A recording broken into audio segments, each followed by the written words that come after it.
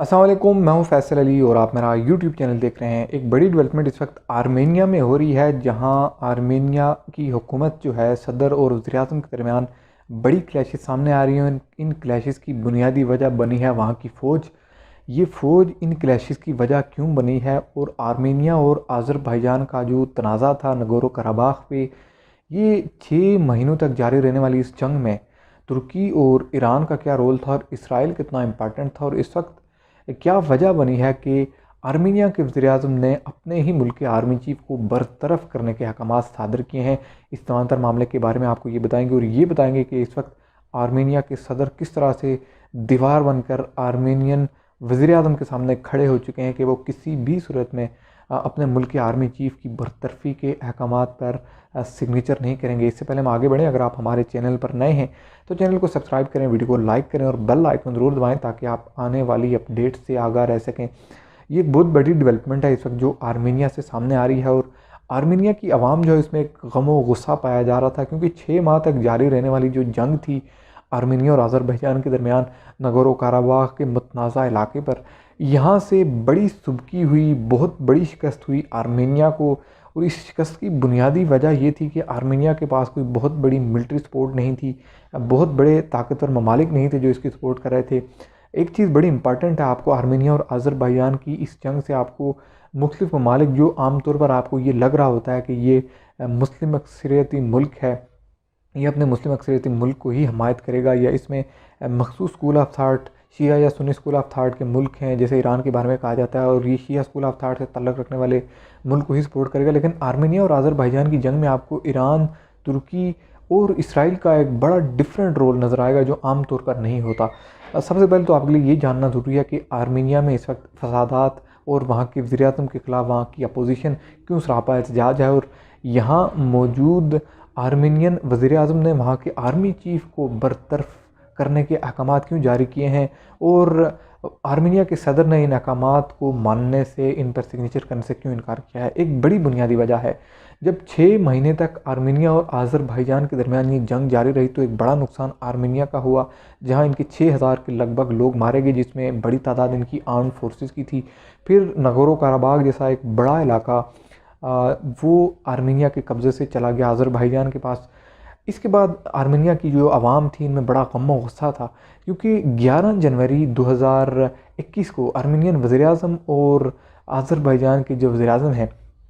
इन दोनों के दरमियान एक मुलाकात करवाई गई रशिया की जानिब से, रशियन प्रेसिडेंट पुतिन की जानिब से, और इन दोनों के दरमियान एक पीस डील करवाई गई कि आप सीज़ फायर करें, आप दो तरफ़ा ताल्लुकात बहाल करें, जंग ख़त्म करने के बाद जो जंगी कैदी हैं उनका तबादला करें, और जहाँ जहाँ पर आप हैं वहीं पर रुक जाएं। अब रशिया जो है वो आपके दरमियान मीडिएशन का रोल प्ले करेगा, और रशिया ने इस तमाम तर सूरत हाल में अपने कम से कम 5000 के लगभग अफवाज जो हैं उसको उस मुतनाज़ा पट्टी में उतारा जो आर्मेनिया और आज़रबाईजान के दरमियान नगोरो काराबाग से मुतसिल वो इलाका है। क्योंकि नगोरो काराबाग तो इस वक्त चला गया है आज़रबाईजान के पास, अब रशियन आर्म फोर्सेस उस इलाके में मौजूद हैं, जो इस वक्त फ्लैश पॉइंट है जो डिवाइड कर रहा है आर्मीनियन और आज़री अफवाज को, और इस बीच में रशिया भी आ पड़ा है ताकि ये दरमियान में अमन का जो एक सिलसिला उसको बरकरार रख सके। तो इस वक्त ये एक बड़ी डेवलपमेंट है।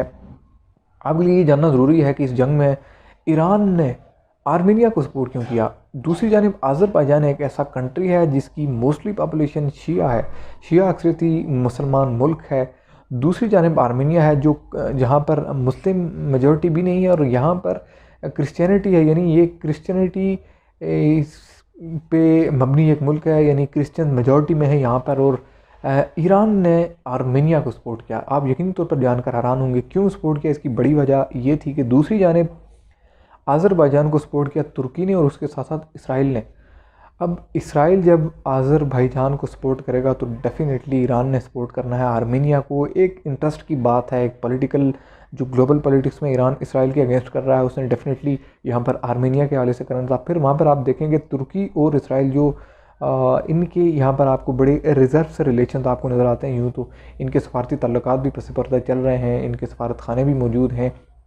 और इन दोनों ने अज़रबैजान को सपोर्ट किया और मेडिएशन भी की, वहाँ पर एक मसालती रोल भी किरदार अदा किया। तुर्की ने आप देखें किस तरह से अज़रबैजान के साथ इस वक्त डिप्लोमेटिक रिलेशंस बढ़ाए हैं, आगे बढ़ते हुए अज़रबैजान को ऑन किया है, एक ऑनरशिप का एहसास दिलाते हुए उसको अपने साथ चला रहा है। दूसरी जानब आर्मेनिया एक कमज़ोर मुल्क की हैसियत से इसको ईरान की छुपे अल्फाज में, ढके छुपे अल्फाज में हमायत हासिल थी, और उसकी वजह इसराइल था, क्योंकि इसराइल दूसरी जानब अज़रबैजान को सपोर्ट कर रहा था। अब इसके बावजूद अज़रबैजान और आर्मेनिया की जंग में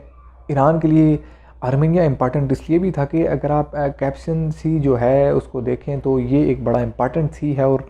रशिया की जानब से आने वाली ट्रेड जो है और जिसको बिलाखिर ईरान आना होता है, और अल्टीमेटली इसमें जो आर्मेनिया है उसका एक बड़ा इम्पॉर्टेंट रोल है। ये एक ट्रेड रूट है बुनियादी तौर पर रशिया, ईरान और आर्मेनिया के। इस एतबार से इन तीनों कंट्रीज़ का भी एक बड़ा इंटरेस्ट था। इस तमाम सूरत हाल में रशिया ने अपने आप को बड़ा ही गैर मुतनाज़ा रखा और उसने मसालसी कराई और अपना आप सिक्योर किया। इंतहाई अहम बात यह है कि इस वक्त वहाँ के आर्मी चीफ से रिज़ाइन मांगा गया, और रिज़ाइन मांगने के अहकाम मांगा नहीं गया बल्कि आर्डर दिए गए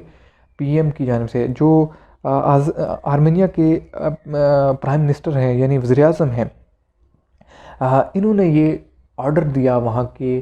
आर्मी चीफ की बरतरफी का कि हम आपको बरतरफ करने के अहकाम जारी करते हैं, और इसका फाइनल जो अप्रूवल था, हतमी दस्तखत थे, उसके लिए आर्मेनिया के सदर का एक मंजूरी चाहिए थी। जब ये डॉक्यूमेंट्स आर्मेनियन प्रेसिडेंट को भेजे गए, उन्होंने उन पर दस्तखत करने से इनकार कर दिया और ये कहा कि ये गद्दारी है, ये सरासर ज़्यादती है और ये आर्मेनियन अफवाज की कुर्बानियों के साथ एक धोखेबाजी है। इस वक्त आर्मेनियन जो लोग हैं उनमें एक बड़ा गम गुस्सा पाया जा रहा है आर्मेनियन वज़ीर-ए-आज़म के हवाले से, क्योंकि इन्होंने 2021 की जनवरी में यानी गुज़श्ता माह की 11 तारीख को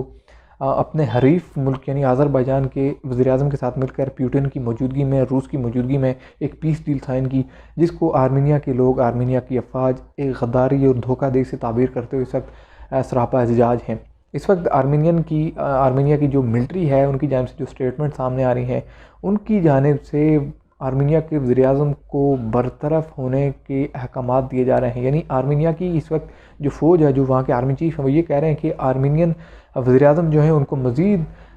हुकूमत में रहने का कोई हक़ नहीं है, क्योंकि उन्होंने आर्मेनिया के साथ एक धोखा किया है, आर्मेनियन अफवाज के खून के साथ एक, आप कह सकते हैं कि गद्दारी की है, जाकर अपने दुश्मन मुल्क के साथ एक पीस डील साइन किया। हमारा इतना बड़ा नुकसान हुआ, उन्होंने रूस की मौजूदगी में जाकर अज़रबैजान से एक पीस डील साइन की। तो इस वक्त एक जानब आर्मेनियन जो फ़ौज है, फ़ौजी सरबराह हैं, वो ये कह रहे हैं कि अगर आप, यानी आर्मेनियन वज़ीर-ए-आज़म को ये कह रहे हैं कि अगर आप इस्तीफ़ा नहीं देते तो हम टेक ओवर कर लेंगे, मार्शल लॉ इम्पोज़ कर देंगे। दूसरी जानिब इसके जवाब में आर्मेनियन वज़ीर-ए-आज़म ये कह रहे हैं कि हमने आपकी बरतरफ़ी के, यानी आर्मेनियन वज़ीर-ए-आज़म ने अपने ही आर्मी चीफ के बरतरफ़ी के अहकाम जारी कर दिए हैं, और इन अहकाम की मंजूरी वहाँ के सदर ने नहीं दी है। तो इस वक्त आर्मेनियन वज़ीर-ए-आज़म के लिए एक टफ़ सिचुएशन ना सिर्फ आर्मेनियन फ़ौज की जानिब से है बल्कि अपोजिशन जमातों की जानिब से, और अब वहाँ के सदर जो हैं वो भी इनके अगेंस्ट खड़े हो चुके हैं और ये कह रहे हैं कि वो किसी भी सूरत में ऐसे डॉक्यूमेंट्स जो हैं, ऐसे अहकाम पर दस्तखत नहीं करेंगे जिस मुल्क के वज़ीर-ए-आज़म ने अपने ही फ़ौज के साथ गद्दारी की। अभी तक के लिए इतना ही। चैनल को ज़रूर सब्सक्राइब करें, वीडियो को लाइक करें और अपने फीडबैक से ज़रूर आगाह करें। अल्लाह हाफ़िज़।